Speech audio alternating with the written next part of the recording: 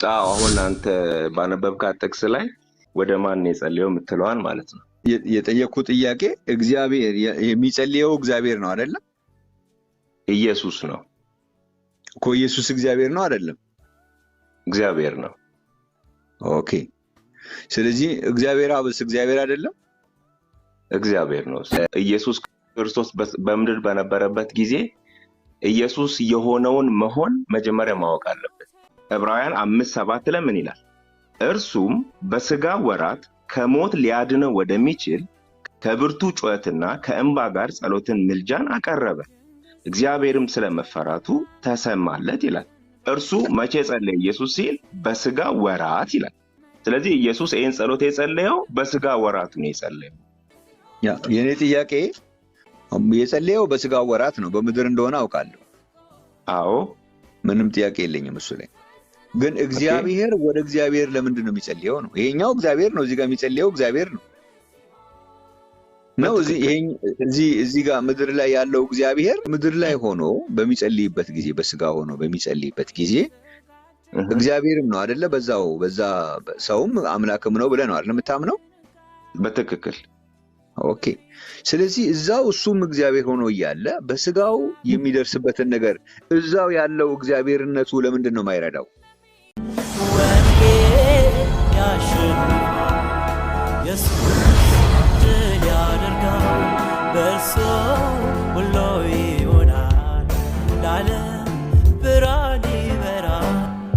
ምረታብ ጥያቄው ልትመልስልን ነው? አሁን አንተ ባነበብካት ጥቅስ ላይ ወደ ማን የጸለየው የምትለዋን ማለት ነው። የጠየቅኩት ጥያቄ እግዚአብሔር የሚጸልየው እግዚአብሔር ነው አይደለም? ኢየሱስ ነው እኮ። ኢየሱስ እግዚአብሔር ነው አይደለም? እግዚአብሔር ነው። ኦኬ። ስለዚህ እግዚአብሔር አብስ እግዚአብሔር አይደለም? እግዚአብሔር ነው። ኢየሱስ ይዞት የነበረውን አካል ወይንም ኢየሱስ ክርስቶስ በምድር በነበረበት ጊዜ ኢየሱስ የሆነውን መሆን መጀመሪያ ማወቅ አለበት። አሁን ያነበብክልኝን ጥቅስ የሚፈታልኝ ጥቅስ ያለው በዕብራውያን መጽሐፍ ምዕራፍ 5:7 ላይ አለ። ዕብራውያን 5:7 ላይ ምን ይላል? እርሱም በሥጋ ወራት ከሞት ሊያድነው ወደሚችል ከብርቱ ጩኸትና ከእንባ ጋር ጸሎትን ምልጃን አቀረበ፣ እግዚአብሔርም ስለመፈራቱ ተሰማለት ይላል። እርሱ መቼ ጸለየ? ኢየሱስ ሲል በሥጋ ወራት ይላል። በሥጋ ወራት ማለት ምን ማለት ነው? እኔ አሁን ብዙ ላብራራ አልሞክርም። በሥጋ ወራት ማለት ለኢየሱስ የሥጋ ወራቶች ነበሩት ማለት ነው። ሲዝን ነበረው ማለት ነው በአጭር ቃል። ስለዚህ ኢየሱስ ይህን ጸሎት የጸለየው በሥጋ ወራቱ ነው የጸለየው። ኢየሱስ አምላክ እግዚአብሔር አይደለም ወይ? እግዚአብሔር ነው፣ ግን በሥጋ ተገልጦ መጥቷል። በሥጋ ተገልጦ የመጣው ኢየሱስ በሥጋ ወራት ከብርቱ ጩኸትና ከእንባ ጋር ጸሎትና ምልጃን አቀረበ ይላል። በቃ የኔ ጥያቄ ወደ ማን ነው? አሁን እግዚአብሔር የጸለየው በሥጋ ወራት ነው፣ በምድር እንደሆነ አውቃለሁ። አዎ፣ ምንም ጥያቄ የለኝም እሱ ላይ። ግን እግዚአብሔር ወደ እግዚአብሔር ለምንድን ነው የሚጸልየው ነው? ይሄኛው እግዚአብሔር ነው፣ እዚህ ጋር የሚጸልየው እግዚአብሔር ነው። እዚህ ጋር ምድር ላይ ያለው እግዚአብሔር ምንድን ነው? ዲስአክቲቬትድ ነው፣ አይሰራም? ኖ፣ ይሄ እኮ አሁን ዕብራውያን ያነበብኩልህ እኮ እርሱ በሥጋ ወራት ካለ እግዚአብሔር የተባለው ኢየሱስ በሥጋ ወራት በሥጋ ኤግዚስት አድርጎ የኖረበት ጊዜ አለ እያለን እኮ ነው ቃሉ። ኢየሱስ በሥጋ መጥቷል እያለ እኮ የነበረው ኢየሱስ እግዚአብሔር የነበረው ኢየሱስ በሥጋ መጣ። ኢየሱስ ክርስቶስ በምድር ላይ በሥጋ ሆኖ በሥጋ ወራት ነው ያደረገው የሚለው ላይ ምንም ጥያቄ የለውም፣ እኔ የምስማማበት ነው። ኦኬ። ግን አሁን በምድር ላይ ሆኖ በሚጸልይበት ጊዜ፣ በሥጋ ሆኖ በሚጸልይበት ጊዜ እግዚአብሔርም ነው አይደለ? በዛ ሰውም አምላክም ነው ብለህ ነው አይደል የምታምነው? በትክክል። ኦኬ። ስለዚህ እዛው እሱም እግዚአብሔር ሆኖ እያለ በሥጋው የሚደርስበትን ነገር እዛው ያለው እግዚአብሔርነቱ ለምንድን ነው የማይረዳው? ትቶ መጣ አይደል የሚለው ቃሉ። ኦኬ። ስለዚህ እግዚአብሔር አይደለም ማለት ነው እዚህ ምድር ላይ ያለ? እግዚአብሔር ነው። እኮ ስልችቶ መጣ የሚባል ነገር የለማ። እግዚአብሔርነቱ እግዚአብሔር አሁን እኮ አሁን ጋፑ የቱ ጋር መሰለ? ቆይ ግድ የለም ወደ እሱ እመጣለሁ። በፖይንት ብናወራ የተሻለ ስለሆነ በፖይንት ብናወራ። አንተ ያነበብክልኝ ክፍል አለ አይደል? ይሄ ወደ ፈተና እንዳትገቡ ጸልዩ፣ አባት ብትፈቅድ ይህ ጽዋ ከኔ ውሰድ፣ ነገር ግን የኔ ፈቃድ አይሁን ያንተ እንጂ እያለ ይጸልይ ነበር ይልና ይላል። ከሰማይም መጥቶ የሚያበረታው መልአክ ታየው አይደል የሚለው? ኦኬ እዚህኛው አሁን ያነበብኩት ላይ የለም፣ ግን ይሄኛው እኔ አሁን ያነበብኩት ሉቃስ 22 ላይ ያለው ነው። ሉቃስ 22:41 ላይ። እኔ ማርቆስ 14:36 ላይ ነኝ ያለሁት። እሱ ምንም ያመጣበት ዲፍረንስ የለም። ያነበብኩት ማቴዎስም አይደለም፣ ያነበብኩት ማርቆስ ነው። እሺ ማርቆስ ነው። ስለዚህ ማቴዎስንም አያነበብኩልህም። አንድ ሁለተኛ ተመሳሳይ ነገር ነው፣ ምንም ዲፍረንስ የለውም ነው ያልኩህ። እኔ ጥያቄው ላይ እኔ የምጠይቅህ ጥያቄ ላይ የሚያመጣው ዲፍረንስ የለም ነው ያልኩት። እኔ ደግሞ አለ እያልኩህ ነው። ምኑ ነው ያለው? ምንድን ነው ያለው? ያለው እግዚአብሔር ወደ እግዚአብሔር እንዴት ይጸልያል አይደል ጥያቄ ያልከኝ? ዲፍረንስ እኔ ማርቆስና በሉቃስ መካከል ያለ ዲፍረንስ አለ?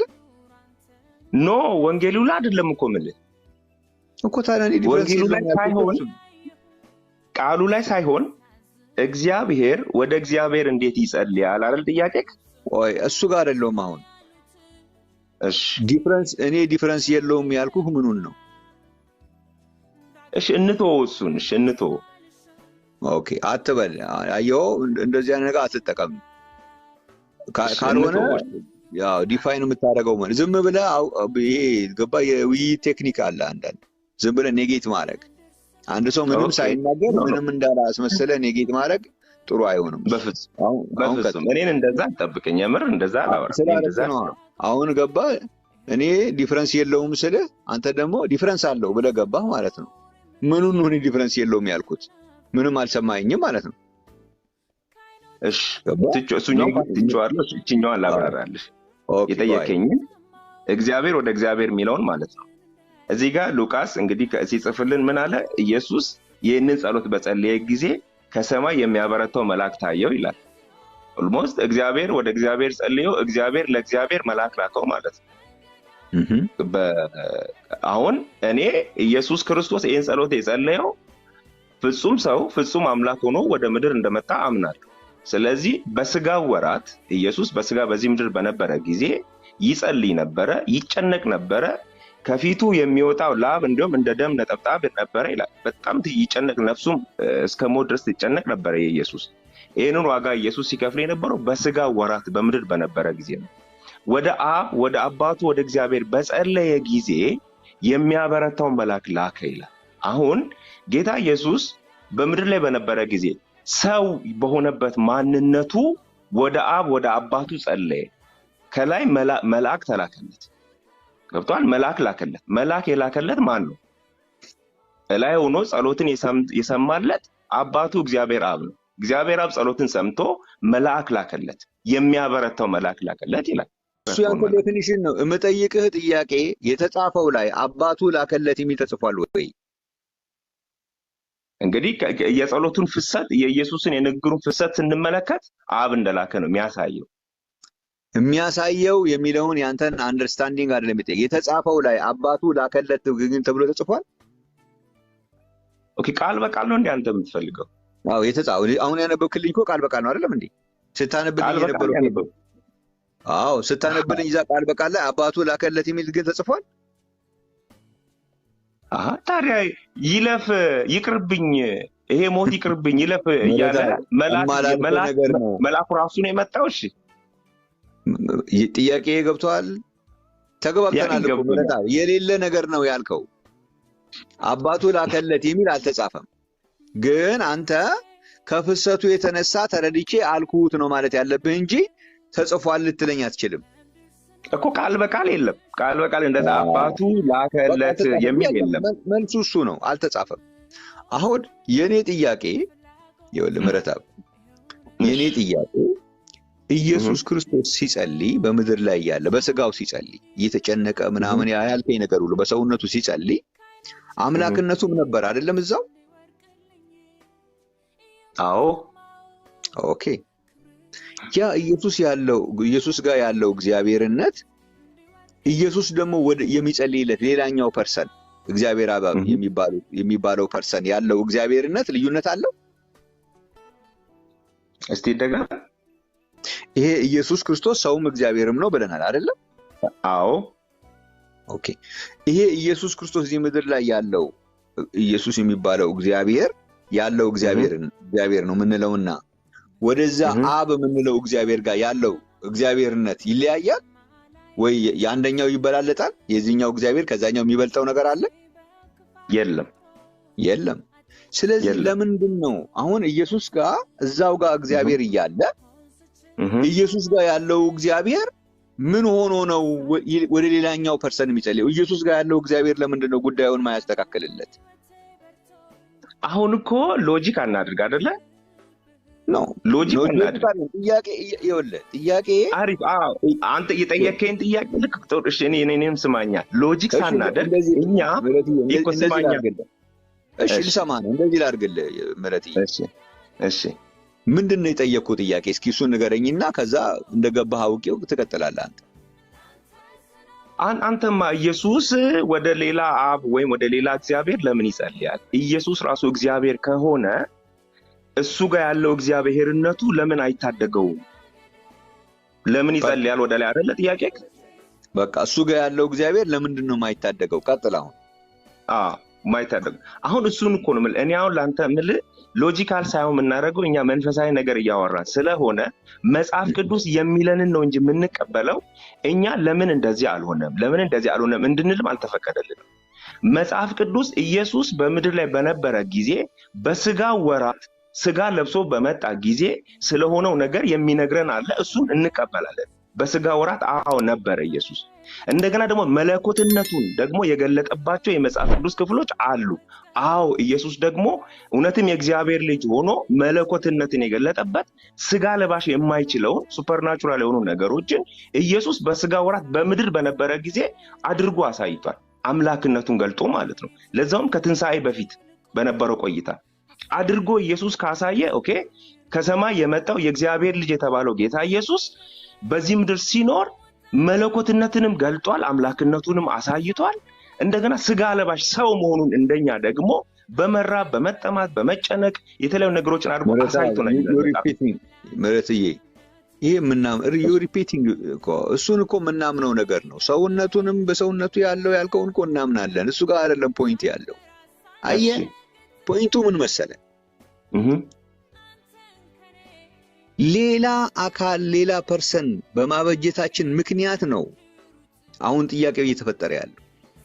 ኢየሱስ ክርስቶስ ይኸውልህ ስለ አብ ሲያስተምር ሁሉንም ኢየሱስ ያስተማረውን ስለ አብ ያስተማረውን ሁሉ ስላላመጣንና የራሳችን ኢንተርፕሪቴሽን አንድ ቨርስ ላይ ቆመን ወይም አንድ ኢየሱስ ባስተማረን ሁሉም ነገር ላይ ሳይሆን ኢየሱስ ባስተማረን አንድ ነገር ላይ ብቻ እንንጠልጠል ማለታችን ነው አሁን ይሄ ሁሉ ነገር የሚያነጋግረን።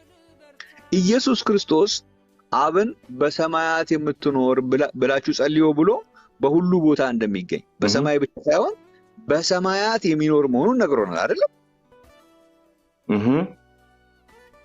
ኢየሱስ ክርስቶስ ራሱ ደግሞ እኔ የምናገረውን ቃል ከራሴ አልናገረውም፣ ነገር ግን በእኔ የሚኖረው አብ እርሱ ስራውን ይሰራል ብሎ አልነገረንም?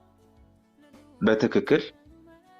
ስለዚህ አብ በሰማያትም ይኖራል፣ በወልድ ውስጥም ይኖራል፣ በእኛ ውስጥም ይኖራል።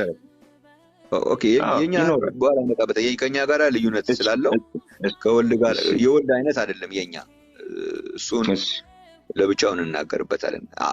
የወልድ አይነት ነው የምትለኝም ከሆነ እንናገራለን። እሱ ችግር የለሽ አቀጥል። ያንተ የኛውን ሐሳብ ጨርስ።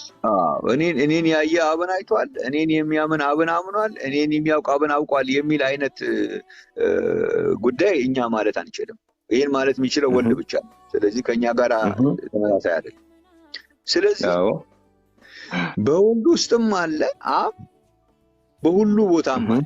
ስለዚህ ኢየሱስ ክርስቶስ አባቶ ብሎ ሲጸልይ በሁሉ ቦታ ወደሚኖረው በሱ ውስጥም ወደሚኖረው አብ ነው እንጂ እየጸለየ ያለው ከሱ በተለየ አካል ነው ብለን ለማለት ምንድነው ማስረጃ የሚሆነው? ምንድነው ስተቱ? አሁን እዚህ ጋር ይወለ መረጥ አሁን ምንድነው ኢየሱስ ክርስቶስ አብ በሁሉ ቦታ እንደሚገኝም አስተምሯል። አዎ ቀደም አንድ ነገር ብለኛል። we should be ለእግዚአብሔር ቃል ነው ታማኞች መሆን ያለብን ብለህናል። አዎ ኢየሱስ ደግሞ አብ በሱ ውስጥም እንደሚኖር አስተምሮናል። ስለዚህ ኢየሱስ ክርስቶስ አባት ሆይ ብሎ ሲጸልይ ወይም ደግሞ አምላክ ሆይ ብሎ ሁለቱንም ጸልየዋል። ኢየሱስ አምላክ ሆይ ብሎ የጸለየበትም ጊዜ አለ፣ አባት ሆይ ብሎ የጸለየበትም ጊዜ አለ። አሁን አምላክ ሆይ ብሎ መጸለዩ አምላክ መሆኑን ያሽረዋል እንዴ? አሽረው። ታዲያ አባት ሆይ ብሎ መጸለዩ አባት መሆኑን እንዴት ነው የሚያሽረው? እኮ አሽረው። ኦልራይት። ስለዚህ ኢየሱስ ክርስቶስ በምድር ላይ ያለ ወልድ ብቻ አይደለም ማለት ነው። ወልድ ብቻ ነው። ኦልራይት። ይሄ ነው እኮ አሁን ችግሩ። አይ ወልድ ብቻ ነው። ኦኬ ኢየሱስ ክርስቶስ በምድር ላይ ያለ ወልድ ብቻ ከሆነ ለምንድን ነው በማቴዎስ ወንጌል ምዕራፍ 24 ላይ ስለዚያች ቀን ወይም ስለዚያች ሰዓት ከአብ በስተቀር የሚያውቅ የለም? ታዲያ ለምን አለ ኢየሱስ ወልድ ብቻ ከሆነ? በምን ሊያውቅ ነው የመጨረሻውን ቀን? ኢየሱስ ወልድ ብቻ ከሆነ በምን በኩል ሊያውቅ ነው የመጨረሻውን ቀን የሚያውቀው አብ ብቻ ነው ያለው? ኦኬ አሪፍ ልመልስልህ። ይሄንን ትችላለህ? እሺ ይሄኛው አሁን የተናገርከውን ስለመጨረሻው ጊዜ ከአብ በስተቀር ያንን ቀን ማንም አያውቅም ያለው ጌታ ኢየሱስ ይሄን ትምህርት ያስተማረው ለአይሁዶች ነው። በአይሁድ ካልቸርና በአይሁድ ባህል በአይሁድ ስርዓት ስለ ሙሽራይቱን አንድ ሙሽራ መጥቶ እንዴት ሊወስድ እንዳለ በእነሱ ባህል መንገድ ያስተማረው ትምህርት ነው። ኢየሱስ ይሄንን በተምሳሌት አድርጎ ያስተማረው ነው። ምናልባት በደም እንዳብራራልህ ከፈለክ አብራራዋለሁ። አብራራ። ግድ ያንተ ነው። ኦኬ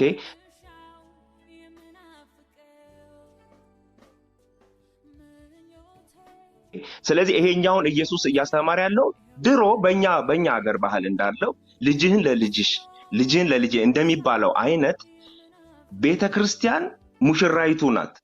ሙሽራው ኢየሱስ ክርስቶስ ነው። ስለዚህ ለሙሽራይቱ የቤተክርስቲያንንና የክርስቶስን ጋብቻ ወይም የመጨረሻው ዘመን የቤተክርስቲያን የምትነጠቅበትን ጊዜ ጌታ ኢየሱስ ሲናገር እንደ ተምሳሌት አድርጎ ለአይሁዶቹ ሲያስተምር ሲነግራቸው ያንን ቀን ከአብ በስተቀር አያውቅም ማለት። በእስራኤል ባህልም ወይንም በእኛ በሰሜኑ አካባቢ አንዳንዴ ባለው ባህልም ለሴቷ ይነገራታል ባል እንደታጨላት፣ ለወንዱም አባትየው ነው የሚነግረው ሚስት እንዳጨለት። ከዛ የሁለቱ አባቶች ኮንታክት ነው ልጆቹ እንዲጋቡ የሚያደርገው። ድንገት ይመጣና የልጅቷ የሙሽራይቱ አባት በይ ዛሬ ሰርግሽ ቀን ነው ሊላት ይችላል። የሙሽራውም አባት በል ዛሬ የሰርግ ቀን ነው ተነስ ሊለው ይችላል። ስለዚህ ሁለቱም ተዘጋጅተው እንዲቀመጡ ግዴታ አለባቸው በእስራኤል ባህል። ስለዚህ አንዲት ሴት ለሙሽራ የታጨች አንዲት ደንገጥሮች ይቀጠሩላትና እየታሸች ውበቷን እየጠበቀች ሁሌ ዝግጁ ሆና ነው የምትጠብቀው። የሆነ ጊዜ ላይ ሙሽራ ይመጣል፣ አገባለሁ ሄዳለሁ በሚል መንፈስ ተዘጋጅታ ነው የምትጠብቀው። ሁሌ የዝግጅት ህይወት አላት ያቺ ሙሽራይቱ። ወንዱም ደግሞ መጥቶ የሚወስዳት ሁሌ ተዘጋጅቶ ይጠብቃል፣ በዝግጅት ውስጥ ነው የሚሆነው። ፈቃዱ ግን ያለው የሁለቱ አባት ጋር ነው። አባቶች ናቸው ቀኑን የሚወስኑት። ስለዚህ ልክ ቤተክርስቲያንም እንደዛ ተዘጋጅተሽ ኑሪ፣ ሁሌ ኩል ግዢ፣ እንደዚሁኝ ቤተክርስቲያን ተብሎ የሚነገርላት ሙሽራው ድንገት ሊመጣ ይችላል። ማን? ኢየሱስ። እንዴት?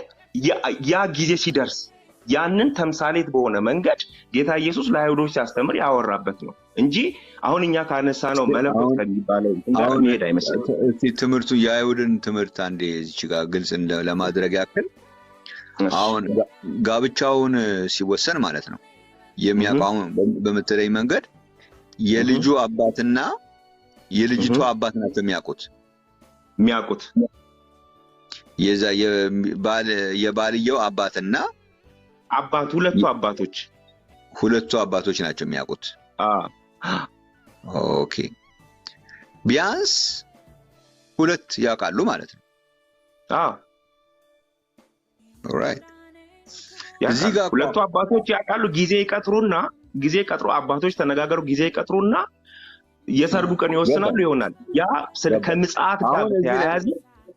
ይወለ ኦኬ ቢያንስ ሁለት ማንነቶች ያውቃሉ በዛ በአይሁድ ጋብቻ ስነ ስርዓት ላይ አባቶች ያውቃሉ ሁለት። እዚህ ላይ አሁን እዚህ ላይ ግን አሁን የማቴዎስ አሁን የምናወራው ላይ አንድ ብቻ ነው የሚያውቀው እኮ አባት ያውቃል እኮ የሙሽራው አባት እኮ ሁለት የሙሽራው አባት ያውቃል። ገብቶኛል። በአይሁድ ግን ሁለት የሚያውቁ አሉ። የሙሽራው አባትና የሙሽሪትም አባት ያውቃሉ።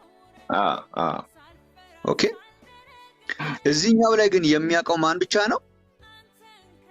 እዚህኛው ጋር ስለዚህ ማን አያውቅም ነው አንተ የምትለኝ? ቆይ አይደለም እንደሱማ አይደለም። አንተ ሰምቻለሁ። ልጨርስ። አሁን የሙሽራው አባት የሚባለው አብ ብቻ ያውቃል። ኢየሱስ ግን አያውቅም አይደለ? እሱ ሙሽራ ስለሚሆን ሀሳቡ ጀነራል እንትኑ ሀሳቡ እሱ ነው እኮ። ኢየሱስ አያውቅም። አሁን እኮ አንተ የመጣ ያለበት አንግል ገብቶኛል። እኔን በንግግር በቃሌ ለማጥመድ ነው አንተ የምትፈልገው። እንደሱ ሳይሆን ጀነራል እኔ ኮንሴፕቱን እኮ እየነገርኩ ያለው የለም ተረቱ ምረታዊ ባህሉን ካልቸሩ ይኸውልህ። አሁን በመጀመሪያ ደረጃ ይኸውልህ እንደዚህ አይነቱ ተረት ሰዎቹ ግራ ሲገባቸው ሰምቼዋለሁ። ይሄንን እዚህ ቲክቶክም ላይ አማን ሻሎ የሚባለውም ልጅ ይሄንኑ ሲያወራው ነበር ሰምቼዋለሁ። አልሰማውም። እኔ አልሰማውም። እኔ ባይብል ሪፈረንሶችን አንብቤ ነው አልሰማውም። እሱም ከዛው አንብቦ ነው። መጽሐፍ ቅዱስ ላይ እንደዛ አይነት ነገር የለም። አሁን ግን እሱን ነገር እንቀበለዋለን። ታሪኩን አመጣነውና ከመጽሐፍ ቅዱስ ከዚህኛው ሐሳብ ጋር ለማገናኘት እየሞከርን ነው። ያስኬዳል አያስኬድም የሚለውን ማለት ነው። ኦኬ። ስለዚህ ኢየሱስ ክርስቶስ ሙሽራ ስለሆነ አያውቀውም ያንን ቀን። የማያውቀው ከሆነ ከዚህኛው ቅድም ስጠይቅህ ከአብ እኩል ነው እግዚአብሔርነቱ ምንም ልዩነት የለውም ብለኸኛል። ቆይ አይደለም ቆይ ና አንተ እየሄድክ ያለበት መንገድ ገብቶኛል። ኖ ልጨርስ። እሺ ትነግረኛለህ። በደንብ ነው ጊዜ የምሰጠህ እኮ። የሁሉ ታሪክ ስትነግረኝ ሁሉ ዝም ብዬ ሰምቼ የለም እንዴ? በደንብ ነው የምሰማው። አንተ እየመጣ ያለበት አንግል እኔ ባብራራውበት አንገማ። እኔን እኮ አታናግረኝም እኮ መረታዊ። እኔ ዝም ብዬ እየሰማሁ። እሺ ጨርስ። እሺ አሁን እኮ እኔ እኮ እየፈራሁ ነው እኮ። በስልኩ በኩል መተህ ጉሮሮዬን ትይዘኝ ነው እንዴ?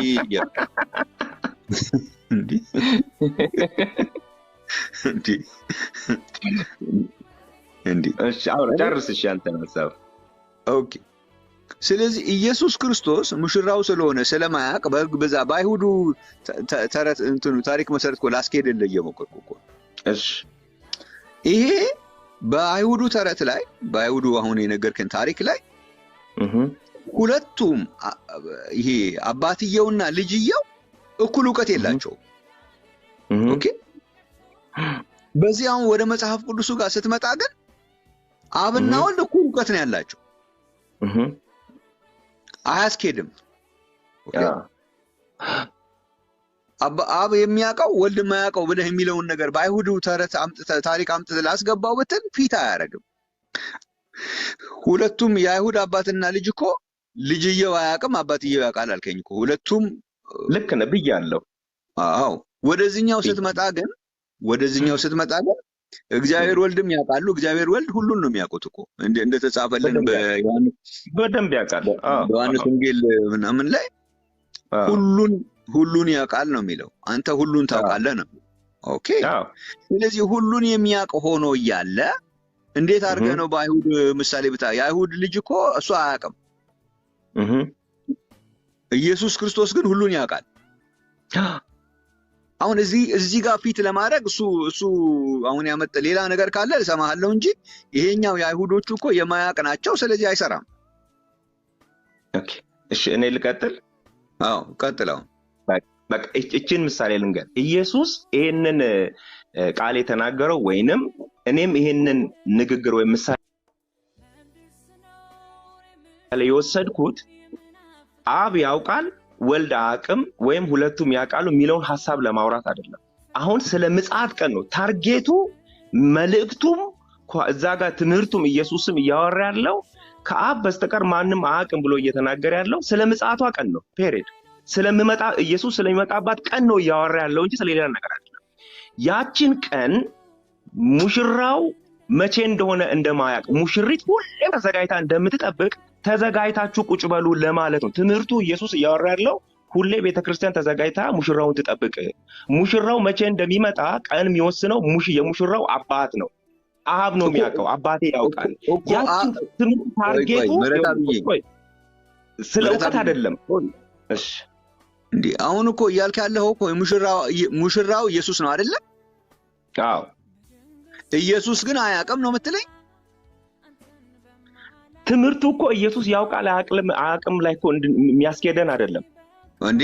ከአብ በስተቀር ያችን የመጨረሻዋን ቀን እኮ ኢየሱስ የነገረን ከአብ በስተቀር የሚያውቅ የለም ብሎናል።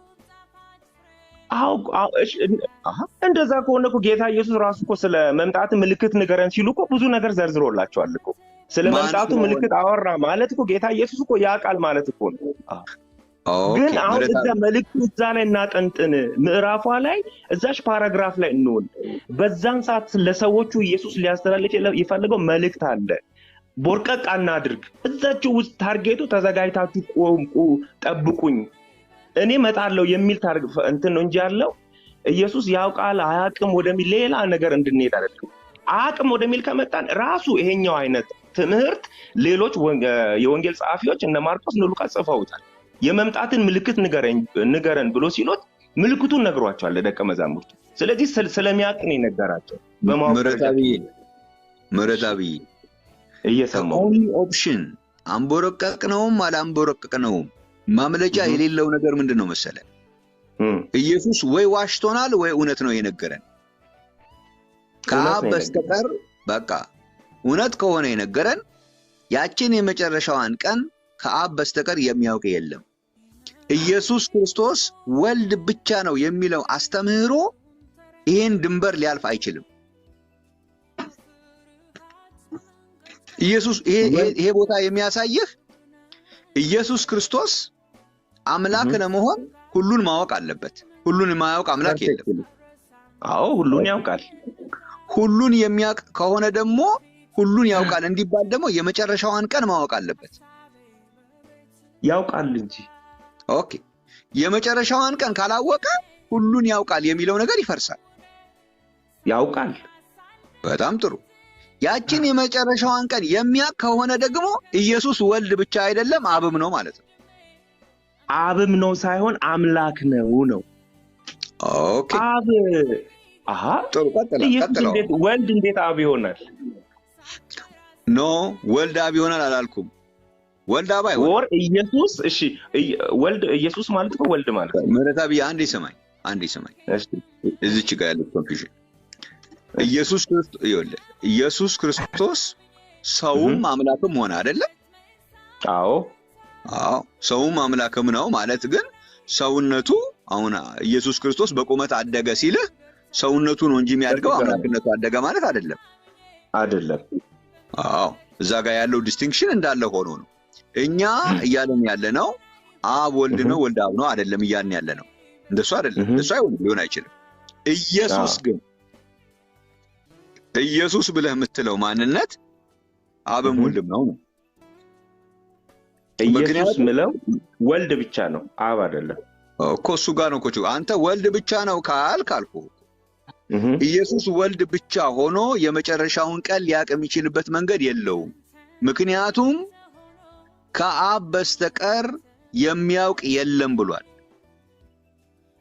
ኦኬ። ስለዚህ ኢየሱስን ወልድ ብቻ ካደረከው የመጨረሻውን ቀን ሊያውቅ የሚችልበት ቀዳዳ ምንም ነው የሌለው። ካለች እሷን ቀዳዳ አሳየኝ። ኦኬ። ስለዚህ ይሄን ነገር የሚወስደን ወልድ እግዚአብሔር እንደሆነ አታምንም አንተ? ወልድ ለብቻው ከአብ ተለይቶ እግዚአብሔር ነው የሚል አስተምህሮ የለም አለ መጽሐፍ ቅዱስ ላይ። እሺ አሳየኝ። ከአብ በተለየ ሆኖ የለም። አሳየኝ። በመሰረቱ ማለት አለ። በደንብ ነው ማሳይክ። በመሰረቱ በደንብ አሳያለሁ። ግን ምንድነው እግዚአብሔር የሚለው ወርድ እኮ እንትን ነው አይደል? ምንድነው የእንትን ቋንቋ እኮ ነው እግዚአብሔር ማለት። የግዕዝ ቃል እኮ ነው አይደል? እዛ ጋር የሚያመጣው ነገር አለ። የግዕዝ መሆኑ የቻይና ቢሆን የምን የፈለገው ቢሆን በጣም አለው። እግዚአብሔር ማለት አሁን እግዚአብሔር የሚባለውን እኮ ስያሜ ለምሳሌ እግዚአብሔር አብ እንላለን፣ እግዚአብሔር ወልድ፣ እግዚአብሔር መንፈስ ቅዱስ እንላለን እኛ የሥላሴ አማኞች። ስለዚህ እግዚአብሔር የሚለው ቃል ሲገባ ከፊት ለፊት እግዚአብሔር አብ፣ እግዚአብሔር ወልድ ሲል እግዚአብሔር ማለት የህዝብ ገዢ፣ አስተዳዳሪ፣ ፈጣሪ፣ ሁሉን ቻይ የሚል ትርጉም ያለው ምረትዬ። ስለዚህ ለምሳሌ ወልድ ወይም ኢየሱስ ክርስቶስ ለምሳሌ ኢየሱስ እግዚአብሔር ነው አልኩት። ኢየሱስ እግዚአብሔር ማለት አንድ ጊዜ ይኸውልህ አሁን እንትን ባልን ቁጥር ስቴትመንቶቹ በጨመርን ቁጥር አሁን እኔ ስትሪክትሊ ይሄንን ነገር መልስ ለማግኘት ስትሪክትሊ ቢብሊካል ተርሞችን መጠቀም አለብን። ስትሪክትሊ ምክንያቱም ከወጣንና የራሳችን ቃላቶች መጨመር ከጀመርን በጣም ያስቸግራል። አሁን እነዚህ አሁን አንተ እግዚአብሔር ወልድ፣ እግዚአብሔር መንፈስ ቅዱስ የምትላቸው ነገሮች ሰው ሲጨንቀው የጨመራቸው ናቸው። መጽሐፍ ቅዱስ ውስጥ እግዚአብሔር አብ የሚል ነው እንጂ ያለው እግዚአብሔር ወልድ የሚል ቃል የለም። እግዚአብሔር መንፈስ ቅዱስ የሚል ቃል የለም። አው ቃል በቃል የለም። እግዚአብሔር አብ የሚል ግን አለ። ለምንድን ነው የሌለ ነገር መጨመር ያስፈልጋቸው ብትል ሥላሴ የሚባለው አስተምህሮ በመጽሐፍ ቅዱስ ሊብራራ አይችልም። በመጽሐፍ ቅዱስ ቃላቶች መጽሐፍ ቅዱስ በያዘው ቃላቶች ሊብራራ ስለማይችል ኤክስተርናል አይዲያ ስለሆነ የግዴታ ሥላሴን ለማብራራት ምን ማድረግ አለብህ? ከመጽሐፍ ቅዱስ ውጪ የሆኑ ቃላቶች መጠቀም አለብህ። because it doesn't exist in the Bible። ያ ነው ችግሩ። ስለዚህ እነዚህን ተርሞች መጽሐፉ ምክንያቱም እኛ ማወቅ የምንፈልገው መጽሐፍ ቅዱስ የሚለውን እውነት ነው ማወቅ የምንፈልገው። ስለዚህ ተርሞቻችንን ቢብሊካል እናርጋቸው። ኦኬ ወደ ተጠየቀው ጥያቄ ስመልስህ ማለት ነው የመጨረሻውን ቀን የሚያውቀው አብ ነው ካለ የመጨረሻውን ቀን ለማወቅ አብ መሆን ይጠይቃል።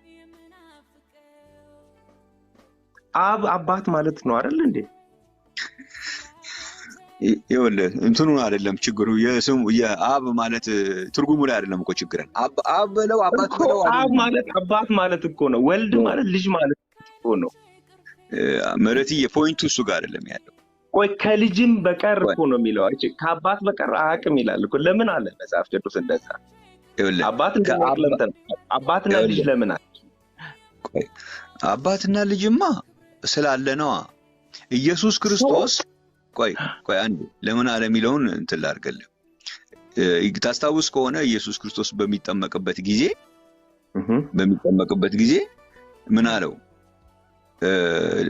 ድምጽ መጣ አይደለም?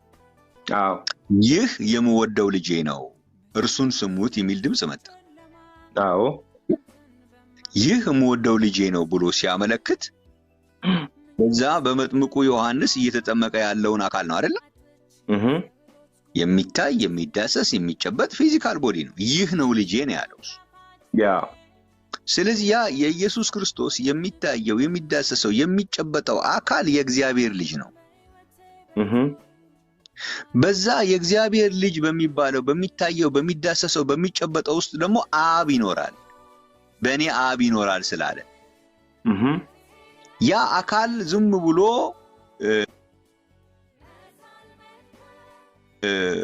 እዚህ ምድር ላይ እንደማንኛችንም አይነት ሰው ሆኖ የሚመላለስ ሳይሆን በእኔ የሚኖረው የአብ መኖሪያ ነው፣ የአብ መታያ ነው፣ የአብ አካል ነው።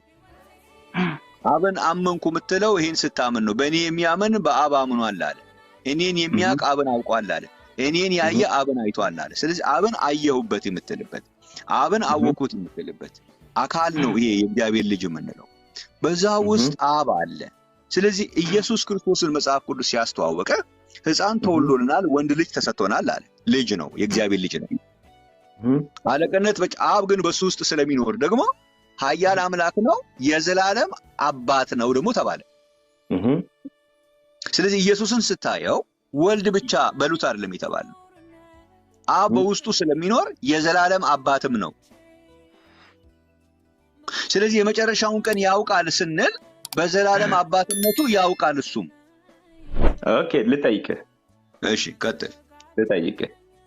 ኢየሱስ የዘላለም አባት፣ ድንቅ መካር፣ ኃያል አምላክ የሚል የትንቢት ቃል የተነገረለት ድንግል ትጸንሳለች ተባለ ኢሳይያስ 9:6 ላይ ስሙንም የተነገረ ያ የሆነው በዮሐንስ ሲጠመቅ ውስጡ እግዚአብሔር አብ ስለገባ ነው ኢየሱስ ክርስቶስ የዘላለም አምላክ አባት የተባለው ነው።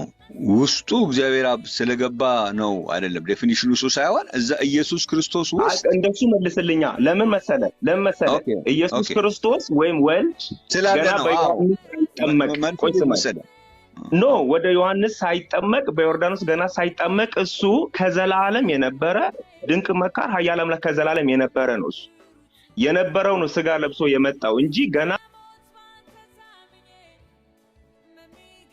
አብ በውስጡ ሲያድር አይደለም ያንን ስያሜና ማንነት የያዘው። ገና ኢየሱስ ከዘላለም የነበረ ማንነት ወንድ ልጅ ይኸውልህ ፖይንቱ የቱ ጋር መሰለ?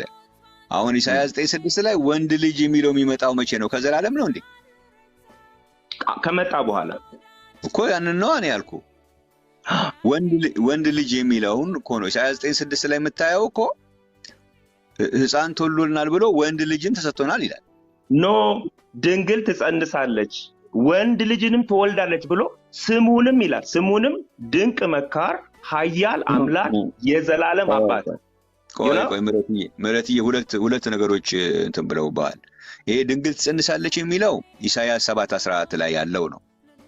ኦኬ ድንግል ትጸንሳለች ልጅም ትወልዳለች የሚለው ኢሳይያስ 7:14 ነው። ኢሳይያስ 9:6 ላይ እንደሱ አይልም። ኖ ጥቅሱ እኔ ሐሳቡን ጥቅሱ ኤግዛክትሊ ፊት ባያረግም እኮ ማተር አያረግም። ዋናው ሐሳቡ ኦኬ። ስለዚህ አሁን እኔ ያልኩ ያለሁት እዚህ ጋር ኢሳይያስ 9:6 ላይ ሕፃን ተወልዶልናል ወንድ ልጅ ተሰጥቶናል አለቅነት በጫንቃው ላይ ይሆናል ብሎ የዘላለም አባት ነው አለ። ማን? ይሄ ወንድ ልጅ። ኦኬ ለምንድን እዚህ ጋር ኢሳይያስ 9:6 ላይ ይሄ ወንድ ልጅም ነው የተባለው ኃያል አምላክም ነው የዘላለም አባትም ነው የሰላም አለቃም ነው። ስለዚህ ኢየሱስን ስታቀው በሚታየው ገጽታው ይህ ያለው የሚታየውን ገጽታ ነው ማርቆስ ቀደም የጠቀስኩልህ ጥቅስ ማቴዎስ 3:17ም ሌሎችም አሉ። ምን አለው? ይህ የምወደው ልጄ ነው ያለው የሚታይ የሚዳሰስ የሚጨበጥን አካል ነው። ኦኬ ያ የእግዚአብሔር ልጅ ነው። አባትነቱ ግን አብ ግን የሚታይ አይደለም። እሱን ምንድን ነው ያለው ኢየሱስ ሲናገር? በእኔ ነው የሚኖረው አለ። በማን? በወልድ ውስጥ ነው የሚኖረው። ይሄ ወልድ አብ ይኖርበታል የተባለው ወልድ ግን አብ ይኖርበታል። ስለዚህ ኢየሱስን ስታየው ወልድን ብቻ ሳይሆን የምታየው በውስጡ ደግሞ አብ አለ። ኦኬ ስለዚህ አሁን ኢየሱስን በመታጠናበት ጊዜ ወንድ ልጅ ተሰጥቶናል ብቻ ብለህ አይደለም የምታቆመው። ኃያል አምላክም ነው የዘላለም አባትም ነው የሰላም አለቃም ነው ይባላል ነው። ይሄ በስጋ ሲገለጥ ወንድ ልጅ የሚለው ሴንስ የሚያሳየ በስጋ ከተገለጠ በኋላ ስላለ ነው እንጂ አምላክነቱ አባትነቱ የሚጀምረው ወንድ ልጅ ከሆነ በኋላ ነው አይደለም ነው። እንደሱ አይደለም ነገሩ። አሁን ወዴት እንዲመጣ መሰለ ይሄ ሁሉ ነገር ያለው ወደ ጀመርናት ነገር ስንመጣ የመጨረሻው ይሄኛው ብንጨርስ ጥሩ ነው። ኦኬ እዚህ ጋር የቀረ ነገር አለ? በደንብ አለ። ምክንያቱም ያንተ አተረጓጎም እኮ ወዴት ያመጣናል መሰለ? ለኢየሱስ በስጋ የተገለጠው ኢየሱስ የተባለው የመጣው ወይ ዮርዳኖስ ወንዝ በዮሐንስ የተጠመቀው ድንቅ መካር ኃያል አምላክ የዘላለም አባት የሚል ስያሜ ያንን ስብዕና የያዘው ውስጡ አብ ስላለ ነው ያልከኝ እኮ ነው። ወይ አባት የተባለው አብ በኔ ይኖራል ስላለ በሱ አብ ስላለ ይሄ የአብ መጠሪያ ነው ያልከኝ እኮ ነው። ዴፊኒትሊ እኔ ደግሞ ያልከኝ በፍጹም ኢየሱስ ራሱ ወይም ወልድ ራሱ ድንቅ መካር ኃያል አምላክ የዘላለም አባት የተባለው ራሱ ወልድ ነው። ወይም ኢየሱስ በመጥምቁ ዮሐንስ እጅ የተጠመቀው እሱ ነው። ድንቅ መካር ኃያል አምላክ የተባለው የዘላለም አባት የሰላም አለቃ የተባለው እሱ ነው። ደግሞም ጌታ ኢየሱስ በእኔ አብ ይኖራል እንዳለ በዛው ባለበት ኮንቴክስት ይዞ እኔ በእናንተ አለው እናንተም በእኔ ትኖራላችሁ ብሏል። መጽሐፍ ቅዱስ እኮ የሚያስተምረን ላውራልህ ለመሰለ ቆይ ይሄንን አሁን ያወራነው እኔ በአብ እንዳለው በእኔና የሚለው ሙሉ ሐሳብ ዮሐንስ ወንጌል ላይ ያለ ጥቅስ ነው። ዮሐንስ የጻፈልን ላይ ነው። ዮሐንስ ገና ሲጀምርልን እግዚአብሔርን አንድስ እንኳን ያየው የለም ብሎ ነው ይጀምራል። በእቅፉ ያለው አንድያ ልጁ ተረከልን አለ። ኦኬ አሁን ማለት ነገር እየነካካ ነው። እያንዳንዱ ጥቅስ እንየው። አሁን እያንዳንዱ ፖይንት እንይ። ምን አልክ መሰለህ? አሁን ወደ እቅፍ ከመሄዳችን በፊት ምን አልክ? ኢየሱስ ክርስቶስ አብ በወልድ ውስጥ ይኖራል ማለትና በዛው ኮንቴክስት አልክ። በዛው ኮንቴክስት አብ ደግሞ በእኛ ይኖራል ማለት ተመሳሳይ ነው የምትለው አንተ? አዎ። እስኪ አሳየኝ እንዴት ተመሳሳይ እንደሚሆን። እኔ በአብ እንዳለው አለኩ እናንተም ደግሞ በእኔ አላችሁ አይደል ያለው? እስኪ እንየው ወደ ቦታው ላይ እንሂድና እንየው እኮ ማየት እንችላለን። ዮሐንስ ወንጌል ላይ ቆይተን ማየት እንችላለን። እሺ እንየው እንዴት ተመሳሳይ እንደሚሆን አሳየን። ኦኬ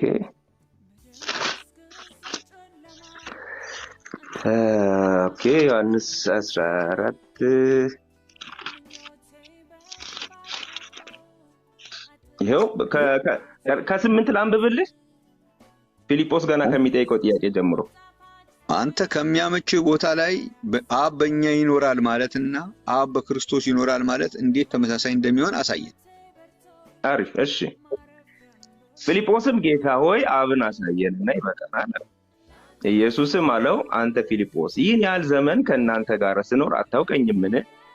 እኔን ያየ አብን አይቷል። እንዴትስ አንተ አብን አሳየን ትላለህ አለው። እኔን ያየ አብን አይቷል። እኔን ማየት ማለት አብን ማየት ማለት ነው። ፌሬድ እኔ በአብ እንዳለው አብን በእኔ እንዳለ አታምንምን? ምን ማለት ነው? እኔ መልሼ አንተን ጠይቅ። ቆይ እኔ አንተ መልሼ ልጠይቅህ። በምድር ላይ በዮሐንስ የተጠመቀው ኢየሱስ ውስጥ አብ አለ አልከኝ። ኦኬ እንደገና ደግሞ አብ ውስጥ እኔ አይደለም ያልኩት መጽሐፉ ነው። ኦኬ አንተ ባብራራህልኝ ስታብራራ እኔ እንደዛ መጽሐፍ ቅዱሱ እንደዛ እኔን አላለኝም። አንተ እኔን እንደዛ አንተ ነው የሰማሁት። ምንድነው ያልከው? አሁን እኔ የሌለ መሆኑን ለማድረግ ምንድነው ያልከው? አንተ በዮሐንስ የተጠመቀው ኢየሱስ ውስጥ እግዚአብሔር አብ ነው ያለው ውስጡ። አዎ አብ አለ እናምናለን። እኔም አምናለሁ ቃሉም ይላል። ግን ኢየሱስ አንዴ ምረትዬ እኔ ያልኩህንና እኔ መጽሐፍ ቅዱስ ውስጥ የሌለ ነገር ያልኩህን ንገረኝ። የሌለ ነገር ሳይሆን አንተ ያልከው አይደለም አስተካክለ። እኔ መጽሐፍ ቅዱስ ውስጥ የሌለ ነገር ያልኩህ ነገር አለ።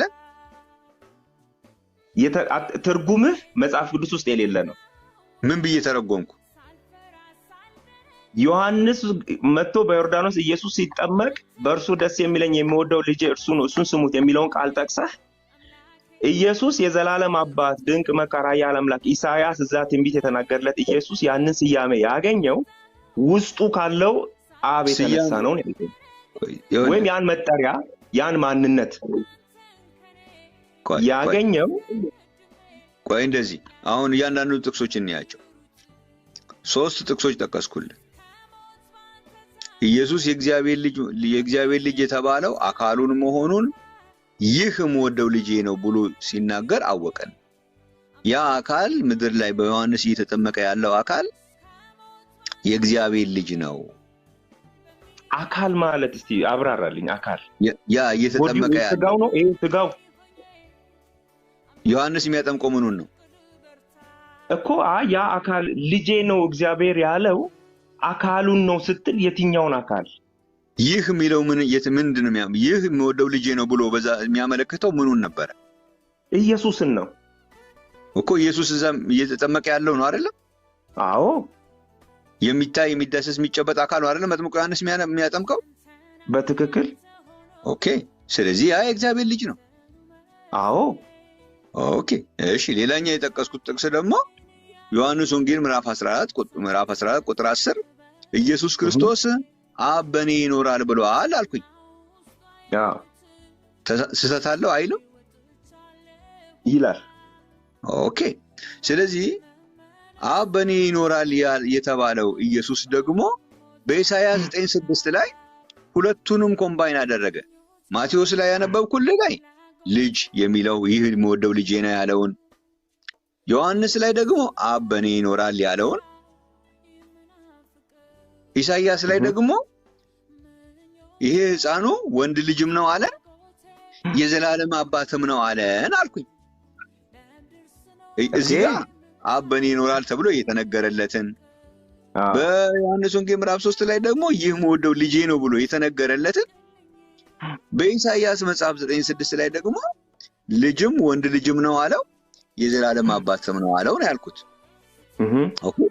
እዚህ ለምንድን ነው ችግሩ? ችግሩ ምን መሰለ? ኢየሱስ የለም አሁን እነዚህ አሁን ምን ነገሮች ጥቅሶቹ ላይ የሉ። ጥቅሶቹን እኮ አንተ የተረጎምክበት መንገድ አለ። ምንድን አሁን ከተረጎምኩት ውጪ ምንድን ነው ትርጉሙ? ትርጉሙን እኔ እየነገርኩህ እኮ ነው። አንተ ሳትተረጉመው ትርጉም ሳትሰጠው ኢየሱስ ክርስቶስ አብ በእርሱ ገና መኖር ሲጀምር ምን ያረከን መሰለ? አሁን የመጣው እዚህ ጋር የመጣንበት ምክንያት ምሕረት ኢየሱስ ክርስቶስ አብ በእኔ ይኖራል ያለበትና በእኛ ይኖራል ማለት ተመሳሳይ ነው ብለኸኝ እሱን ለማግኘት ነው የመጣ ነው እዚህ። ኦኬ እኮ እያነበብኩልህ እኮ ነው። እሺ እያነበብኩልህ። ኦኬ እሺ ቆምና እኔን የጠየቀኝ ነገር ላይ አንተ ማንም ሰው አንተን አሁን ምሕረት አብን አሳይና ይበቃናል ቢልህ ይህን ያክል ዘመን ከአንተ ጋር ስኖር አታውቀኝም ትላለህ? እኔ እዚህ ምድር የመጣሁትና ምኖረው ጠይቅህን መልስልኛ። እኔ አሁን ያልጠየቅኩህን ተወውና አንተ ግን አትችልም እንደዚህ ማለት አይደለ? እኔ አልችልም። በቃ ኦኬ አትችልም። ስለዚህ ኢየሱስ ክርስቶስ በእኔ አብ ይኖራል ብሎ ሲልና አንተ ስትል ልክ ኢየሱስ ያለውን አንተ በሚያስችል ደረጃ አይደለም አንተ ጋር ማለት ያለው። ይሄን ብቻ አይደለም ኢየሱስ በእኔ የሚያምን በአብ አምኗል አለ አይደለም? በምህረት ያመነ በአብ አምኗል መባል ይችላል? አይችልም። አይቻልም። አንድ አይነት አይደለም። አንድ አይነት አይደለም። አንድ አይነት ነው ብለህ ታስቀምጥ አትችልም። ኦኬ አሁን አንድ በዚህ በንግግሮች መካከል እያመለጥን ያለንበት ፖይንት አለች። ኢየሱስ ክርስቶስ ወልድ ብቻ ሆኖ የመጨረሻውን ቀን የሚያውቅበት፣ ምክንያቱም የመጨረሻውን ቀን የሚያውቀው ማን ነው የተባልነው? አብ ነው የተባልነው። ከአብ በስተቀር የመጨረሻውን ቀን የሚያውቅ የለም ብሏል። በምን ቀዳዳ ነው ኢየሱስ ወልድ ብቻ ሆኖ የመጨረሻውን ቀን ሊያውቅ የሚችለው? ይህንን ፖይንት ንገረን። ጥሩ ጥያቄ። እሺ አሁን በደንብ ስመኝ፣ ምን ማብራራውን በደንብ ስመኝ።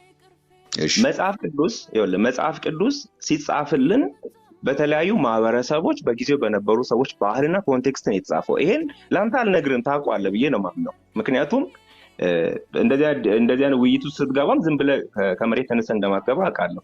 ግን ሲጻፍ ኢየሱስ ለፈሪሳውያን፣ ለሰዱቃውያን፣ ለጸሐፍት፣ ለቀራጮች፣ ለተለያዩ ሰዎች ተመሳሳይ ትምህርትን በተለያየ መንገድ ያስተምራቸው ነበር። ምክንያቱም እንደየካልቸራቸው፣ እንደየባህላቸው፣ እንደየአመለካከት፣ እንደየእምነታቸው የሰዱቃውያን እምነት ሌላ ነው፣ የፈሪሳውያን ሌላ ነው። በአንድ ነገር ላይ የሚያምኑት እምነታቸው የተለያየ ነው። ስለዚህ ለእያንዳንዳቸው ኢየሱስ የተናገረው ታስተምር ነው። ለምን መሰለህ እኮ ወደ ኋላ እንዴት ያርኩኝ ነው። እንደዚህ አታርገኝ። ማቴዎስ ወንጌል ምዕራፍ 24ን ኢየሱስ የነገረው ለደቀ መዛሙርቱ ነው። ማን ፈሪሳውያን የሉም፣ ሰዱቃውያን የሉም። እዛ ጋር እኮ ለአይሁዶቹ እያወራ እኮ ነው። ማቴዎስ ወንጌል ምዕራፍ 24 ደቀ መዛሙርቶቹ ናቸው መተው ጠየቁት። ደቀ መዛሙርቶቹ መተው ማንበብ እንችላለን። ምንም ይሄ እንትን የለውም እኮ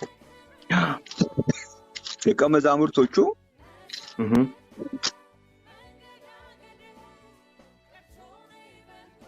እርሱ በደብረ ዘይት ተራራ ተቀምጦ ሳለ ደቀ መዛሙርቱ ለብቻቸው ወደ እርሱ ቀርበው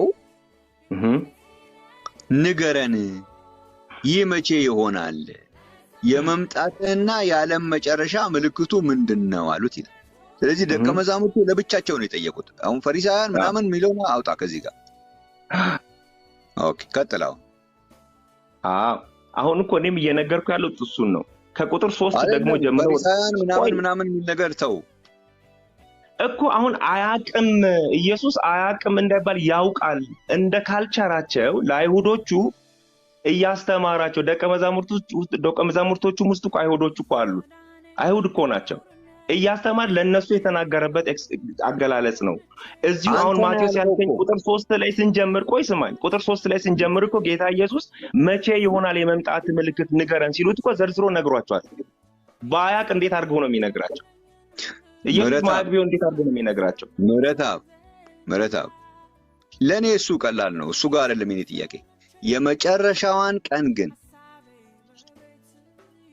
የመጨረሻዋን ወደ ላይ ብትሄድ ወደ ታች ብትሄድ ምንም መውጫ የለው። የመጨረሻዋን ቀን ግን ለማወቅ አብ መሆን ይጠይቃል። ይሄ እንግዲህ አንተ መረዳት ነው፣ እኔ አይደለሁም። ኢየሱስ አንተ መረዳት ነው። የተጻፈው እኔ የተረዳሁት አይደለም። መጽሐፉ የሚለው ስለዚያች ቀንና ስለዚያች ሰዓት ከአባት ብቻና በቀር ተዘግቷል። ምንም አድርገህ በየትም በኩል አባት ያልሆነን ማንነት አምጥተህ ልታሾልክ የምትችልበት ምንም መንገድ የለውም። ይሄ ብዙ አሁን ለእግዚአብሔር ቃል እዚህ ጋር ነው። ይኸውልህ እኔ ቅድም ስትጀምር ለእግዚአብሔር ቃል ታማኝ መሆን ምናምን እሱ ይኸውልህ ኤቭሪባዲ ሴይስ ዛት አርቲፊሻል አባባል ነው እሱ። ኖ አይደለም ነገር አሁን ነገር አይደለም ነገር አንተን ስማኝ፣ የሆነ ጥቅስ ብነግርህ ብጠይቅህ ማለት ነው። የሆነ ጥቅስ ብጠይቅህ ቆይ አይስማኛ ነኝ። የሆነ ጥቅስ እኔ ብጠይቅህ ስጨርስ ትናገራለህ። ይኸውልህ ስትጀምር እኔ ሰዎች ሁሉ ጊዜ ሲጀምሩ እንደዚህ ይሉኛል። እኔ አልወድም እንደዛ ሲሉኝ እንደማያረጉት እንደዛ ሲነግረኝ፣ ምክንያቱም ወደ ሆዱን አልረገጥኩትም። እኔ ያ ሰው ገባ በእግዚአብሔር ቃል ታማኝ ሆነን ምናምን ይላል። እሱ የሚታወቀው በተግባር ስትመጣ። ልክ ተግባር ላይ ሲመጣ የለም፣ የራሱ ፊክሽን አለው፣ የራሱ ተረት አለው፣ የራሱ ምሳሌ አለው የሚከተለው ነገር። ለእግዚአብሔር ቃል ታማኝ ከመሆን ይልቅ ሌላ ጊዜ ነው በሌላ ነገር ነው እንትን የሚያደርገው ማለት ነው። ስለዚህ አንተም ለእግዚአብሔር ቃል ታማኝ ከሆንክ ወዳጅ፣ ለእግዚአብሔር ቃል ታማኝ ከሆንክ ኢየሱስ ክርስቶስ ወልድ ብቻ አድርገኸው የመጨረሻውን ቀን ሊያቅ የሚችልበት ቀዳዳ ልታሳየኝ አትችልም። የምትችል ከሆነ ድሉን ሰጥቻለሁ። መጽሐፉ ግን ብቻና በቀር ብሎ ገድቧል። ከአባት ብቻ በቀር ሊያውቅ የሚችል የለም። ስለዚህ ኢየሱስን ወልድ ብቻ አድርገኸው ገድበኸው ማለት ነው፣ በስላሴ ትምህርት ምክንያት ማለት ነው። ኢየሱስን ወልድ ብቻ አድርገህ ገድበኸው የመጨረሻውን ቀን ሊያቅ የሚችልበት ቀዳዳ ልታሳየኝ አትችልም። ዛሬ ብቻ አይደለም፣ ከዚህ በኋላ እግዚአብሔር ፈቅዶልህ 1 ሚሊዮን ዓመት ብትኖር አትችልም።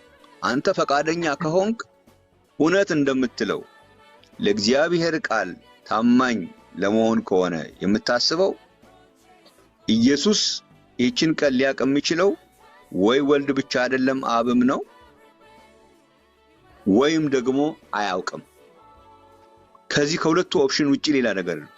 ሁለተኛውን ኦፕሽን ደግሞ አያውቅም ብለህ ደግሞ እንዳትዘጋ ሁሉን ያውቃል የሚል ደግሞ ይጠብቃል ሌላ ቦታ ላይ። የኛውን ፔጅ ዘግተው ሁሉን ያውቃል የሚል ደግሞ ሌላ ቦታ ላይ ይገድባል። ኦኬ ሁሉን ያውቃልን ደግሞ ይዘህ ስትመጣ ደግሞ ሁሉን ለማወቅ የመጨረሻውን ቀን ማወቅ አለበት የሚል ነገር ደግሞ እዚህ ጋር ደግሞ ይገድባል። የመጨረሻውን ቀን ካላወቀ ቢያንስ አንድ ነገር አያውቅምና ሁሉን ያውቃል ደግሞ ማለት አትችልም። ሁሉን ያችን የመጨረሻውን ቀን ለማወቅ ደግሞ አብ መሆን ደግሞ ይጠይቃል።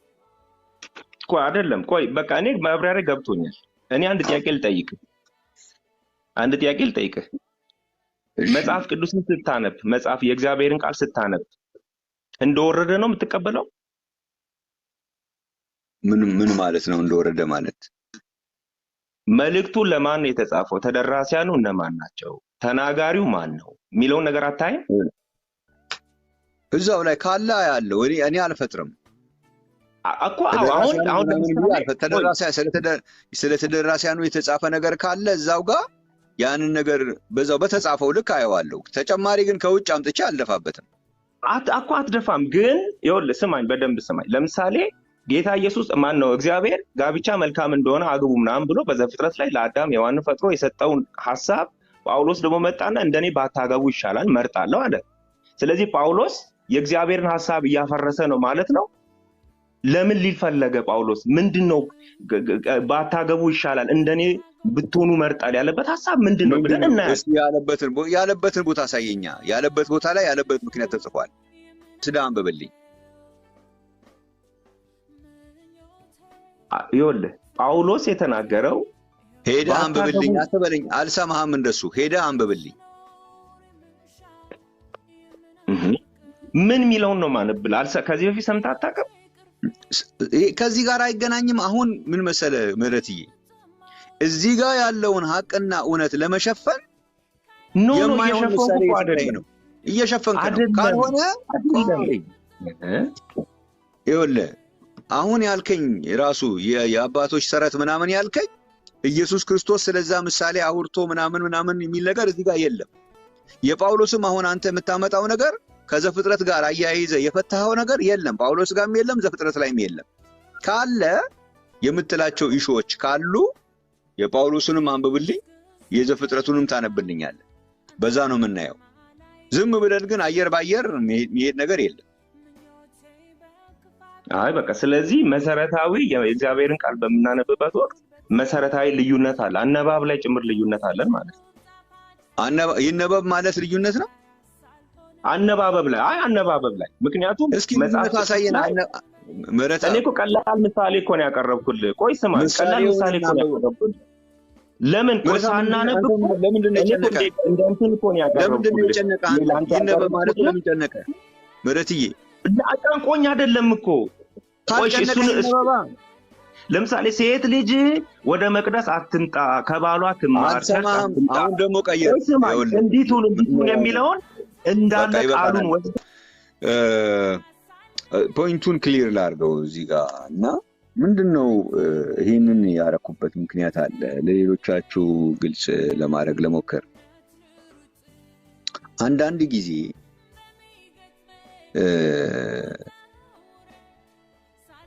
እዚህ እኛ ክፍል ላይ መተው ሊጠይቁን የማይደፍሩትን ነገር ማለት ነው